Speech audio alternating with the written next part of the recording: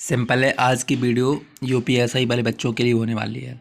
तो यूपीएसआई का जो कि एग्ज़ाम जो अभी आगे 14 मार्च को होने वाला है, उसके रिगार्डिंग बात करने वाला हूँ कि आपको किन टॉपिकों पर ध्यान देना चाहिए इन आखिरी दिनों में।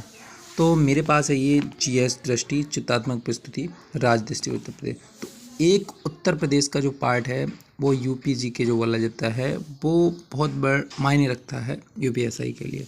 तो इसमें कुछ इम्पोर्टेंट टॉपिक्स हैं जो मैं आज बात करने वाला हूँ, सो दिखता हूँ। ठीक है, तो यहाँ पे आप आइए। पहली बात तो जहाँ जहाँ मैं अंडरलाइन कर रखी है वहाँ सबसे इम्पोर्टेंट है। मैंने देखा है कि खनिज से रिलेटेड बच्चे हैं ना, क्वेश्चन है हमेशा कन्फ्यूजिंग में रहते हैं। तो यहाँ पे आपको दिख रहा है उत्तर प्रदेश खनिज संसाधन, तो ये सबसे इम्पोर्टेंट चीज़ है। यहाँ पे सबसे इम्पोर्टेंट होते हैं ये चार, क्योंकि आपको पता ही है कि जो साउथ रीजन है उत्तर प्रदेश का, उधरी सारे के सारी खनिज की उपलब्धता है। ठीक है, तो यहाँ पे आप देख सकते हैं 4 डिस्ट्रिक्ट्स के बारे में है, सोनभद्र, झांसी, ललितपुर और मिर्ज़ापुर। ये जो 4 डिस्ट्रिक्ट्स हैं, यहीं पर आपको खनिज से क्वेश्चन आपको देखने को मिलेंगे एग्ज़ाम में। तो सबसे इम्पोर्टेंट यहाँ पे हो जाता है, देखना आप सोनभद्र के अंदर अगर पर देखेंगे तो यहाँ पे जो सोना है ये सबसे इम्पोर्टेंट है। यहाँ पे पूछा जाएगा कि आपको सोना, और एक पूछा जाएगा सिंगरौली के अंदर कोयला, दो इसमें सबसे ज़्यादा इम्पोर्टेंट है। ऐसे ही झांसी के अंदर आप जाएंगे तो यहाँ पे डाइस्पोर और सेल खड़ी, दो बहुत ज़्यादा इम्पोर्टेंट हैं, यहाँ पे पूछे जाते हैं।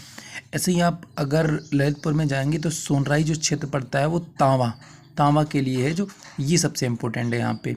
ऐसे ही यहाँ पे मिर्ज़ापुर के अंदर आप जाएंगे तो डोलोमाइट और हीरा जंगल क्षेत्र है, और इमारती पत्थर जो सैंडस्टोन है, ये 3 इम्पोर्टेंट हैं। बहुत सी चीज़ इम्पोर्टेंट है। तो मैं आपको बताना चाहता हूँ कि आप सबसे इम्पोर्टेंट जो टॉपिक है उत्तर प्रदेश का खनिज संसाधन, इसको तैयार कर लें जिससे आपको फ़ायदा मिले।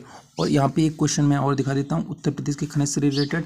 ये राज्य खनिज निगम स्थापना हुई थी 1974 में। अगर आपको डेट नहीं याद करनी तो 1974 आप सिर्फ सन याद कर लीजिए इसकी, क्योंकि 1974 में ही खनिज निगम की स्थापना हुई थी और 1974 में ही इलेक्ट्रॉनिक निगम की स्थापना हुई थी।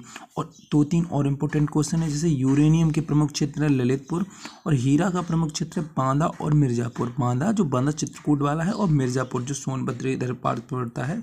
ठीक है, खनिज बहुल जिला, ये सारे के सारे मैंने बता ही दिया आपको है कि जितना भी साउथ रीजन है सारे का सारा खनिज से रिलेटेड है। महोबा, जालौन, ललितपुर, हमीरपुर, सोनभद्र, बांदा, झांसी, मिर्ज़ापुर, प्रयागराज।